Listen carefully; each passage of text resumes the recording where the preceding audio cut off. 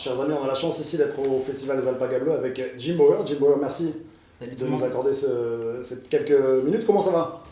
Bah, ça va super, et vous? Très bien, pleine forme. Tu sors juste des balances là il y a quelques minutes. Comment ça s'est passé? Ça s'est passé super. On a hâte de jouer ce soir.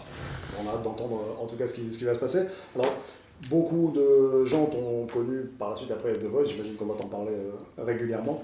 Mais moi, ce qui m'intéresse surtout, c'est un petit peu ce qui s'est passé avant, quand tu étais chanteur dans les rues, à Carpentras, etc.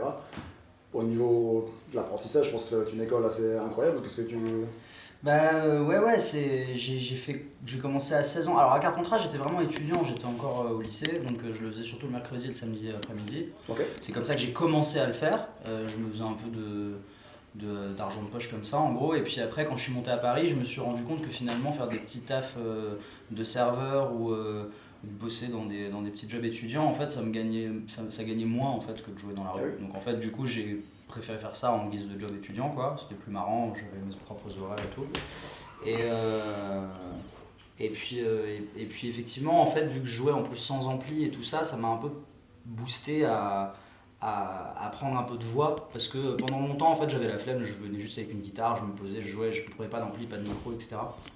Donc du coup ça m'a obligé un petit peu à prendre un peu de puissance au niveau de la voix, et puis ça crée un rapport au public qui est très direct, donc ça m'a beaucoup appris par rapport à tout ça quoi. Ok. The Voice, je vais forcément en parler aussi un petit peu, je vais faire un peu comme tout le monde, mais pas forcément sur l'émission, parce que tout a été dit, j'imagine, là-dessus. Mais il faut savoir à quel point ça a pu être un tremplin pour toi, sachant que tu avais déjà une carrière avant. En fait, ce que ça m'a permis de faire, The Voice, c'est d'avoir un public sur mon projet solo. Parce qu'en fait, j'avais fait beaucoup de choses avant, mais c'était toujours un peu caché derrière quelque chose d'autre. Par exemple, j'avais été dans le groupe Bristol, mais voilà, ce que les gens connaissaient, c'était Bristol. Après, derrière, j'ai fait des EP et des singles, etc. Mais c'était toujours dans des réseaux très très indépendants.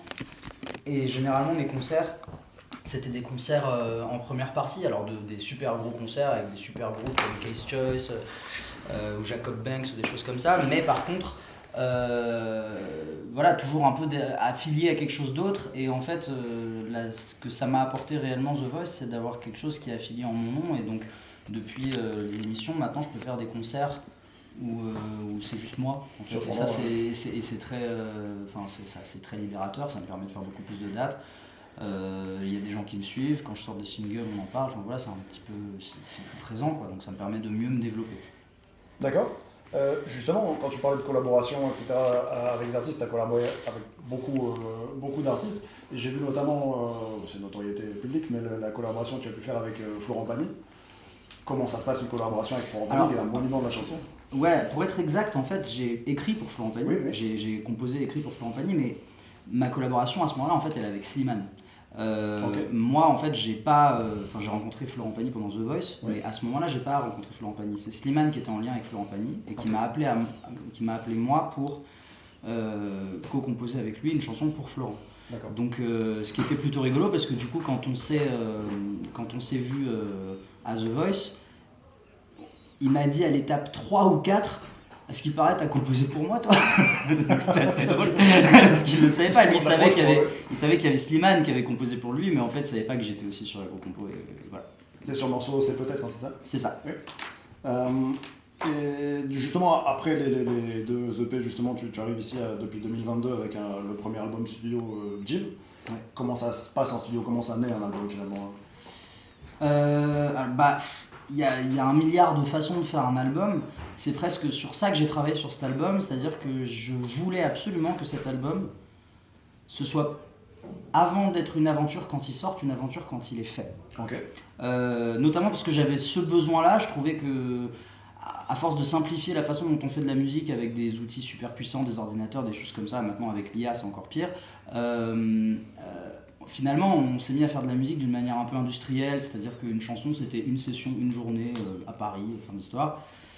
Et moi j'avais envie de vivre un album comme je les ai lus dans les autobiographies des artistes que j'aime, où il y a une histoire derrière chaque chanson, où ils partent chercher l'inspiration, etc.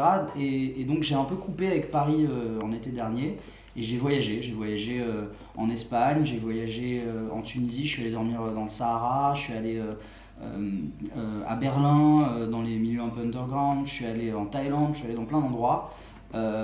Et j'ai écrit l'album entièrement en faisant ces voyages. Guitare-voix, sans ordinateur. J'enregistrais juste sur le dictaphone de mon portable. Et en fait, je suis rentré voir mon label après avec 40 chansons. Je leur ai dit j'ai composé 40 chansons. Et ils m'ont dit ah bah super, tu nous fais écouter. Et j'ai dit bah je peux rien vous faire écouter parce qu'en fait tout est dans des mémos vocales et j'ai genre le couplet dans une, le refrain dans l'autre, le texte écrit mais jamais enregistré, la mélodie chantée en yaourt, etc. Et donc je suis parti au Maroc avec un pote à moi pour juste créer des guitares-voix audibles pour pouvoir choisir les chansons qu'on va produire. Et après on s'est isolé pendant un mois en studio dans une ferme retransformée en studio dans le centre de la France, vers Tours, et avec les musiciens avec lesquels je joue depuis des années.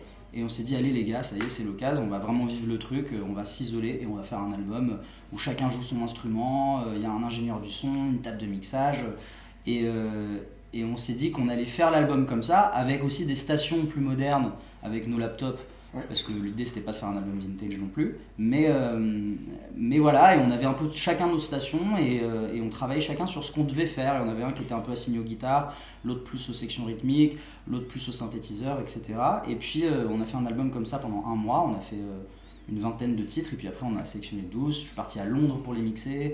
Là on mixe la suite, on a mixé une partie à Londres, on en mixe une partie à Paris aussi.